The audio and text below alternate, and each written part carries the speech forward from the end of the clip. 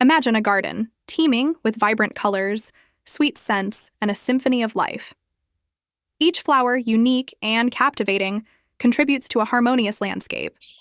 Now envision this garden as a parenting philosophy, one that fosters individuality, love, and resilience to cultivate confident, capable kids. This is the heart of the Danish Way of Parenting, what the happiest people in the world know about raising confident, capable kids, by Jessica Joelle Alexander. So what is Danish parenting? Well, it's an approach that centers on nurturing emotional well-being, fostering a sense of self, and instilling empathy and resilience in children. The book unveils the Danish parenting model, a fertile ground where happiness blossoms, earning Denmark its rank as one of the world's happiest countries. Let's take a peek at its core principles. Imagine your child as an intrepid explorer, their playground an endless ocean of possibilities. This vibrant, imaginative world is where the Danish parenting odyssey begins, with a deep, unwavering belief in the power of play. But why does play hold such a sacred place in the heart of Danish parenting? It's because, in these moments of unbridled joy and freedom, children are not just playing, they're learning. They're captains navigating their ships through the high seas of imagination, each game a lesson in resilience, each challenge a step towards independence. Now let's reflect on our role as parents in this captivating journey.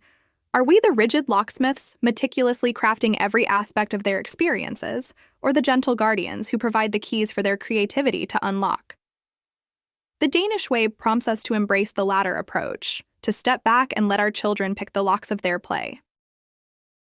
But play is more than just fun and games, it's rooted in authenticity, which is the next principle in our journey.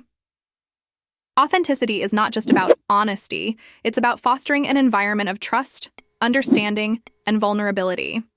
Danish parents believe that showing your true emotions, either good or bad, we teach our children that it's okay to express themselves and embrace their individuality.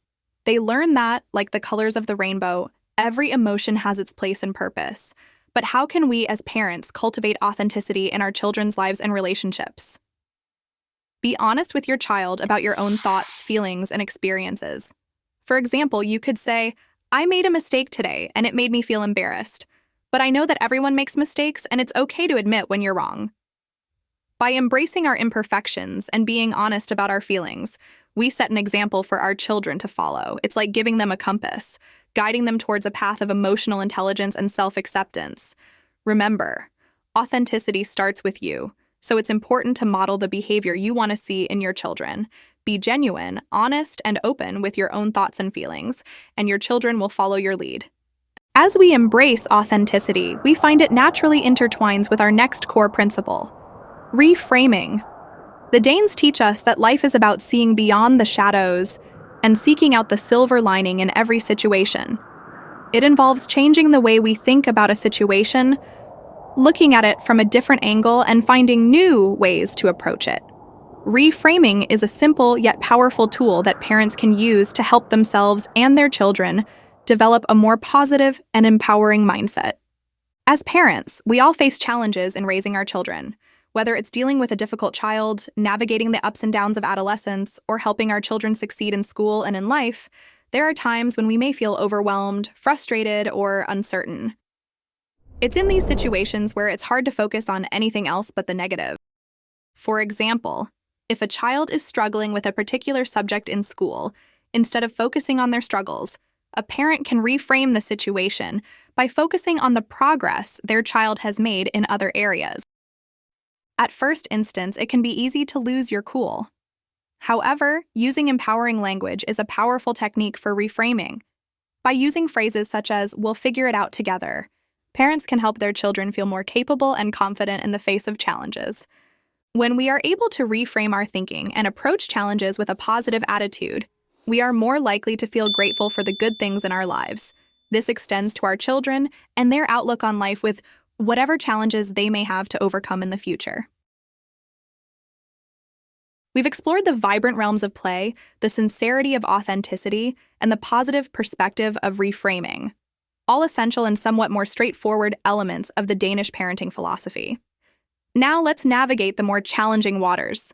What to do instead of getting angry, a key aspect of empathy and no ultimatums. It's easy to play and be authentic when things are going well, but the real test comes during moments of conflict. In these moments, being in tune with the child's brain is paramount. Consider a situation where a child ignores their chores. While the natural impulse might be frustration, we need to resist the temptation to react with anger or shouting. Though such reactions might seem to address the issue in the short term, they can inadvertently build resentment or fear, which are counterproductive in the long run. Instead, a calm and composed conversation, such as saying, "I've noticed chores are getting missed. Let's talk about what's happening," shifts the focus to understanding and collaborative problem solving. This not only helps in resolving the immediate issue, but also avoids the negative long-term impact that harsh reactions can have on a child's emotional well-being and their perception of conflict resolution. Remember, in these challenging moments, we are not just resolving the issue at hand, we are role models. Our response teaches our children how to handle frustration and conflict. By choosing understanding and collaboration over anger, we're not only addressing the immediate issue, but also imparting vital life skills, emotional management, and constructive problem solving.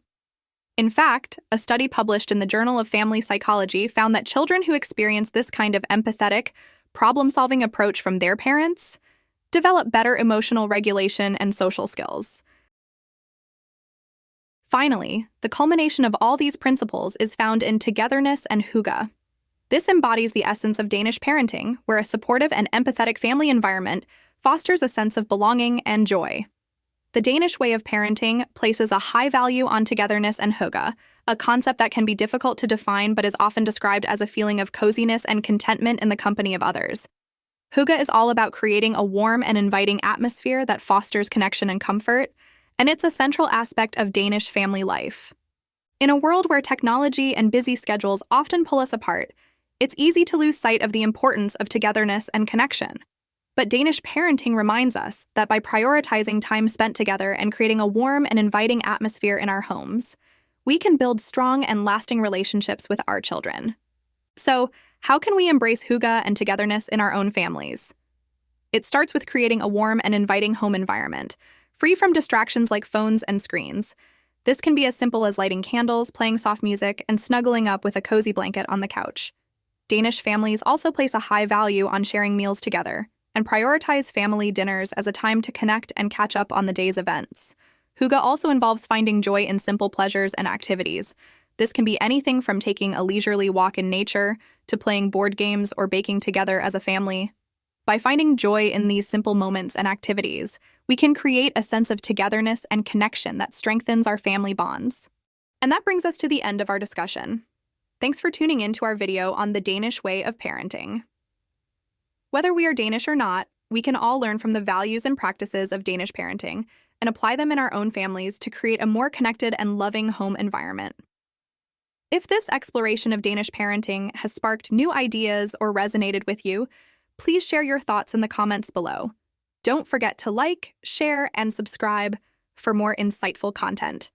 Until next time, keep nurturing, keep learning, and keep growing together with your loved ones.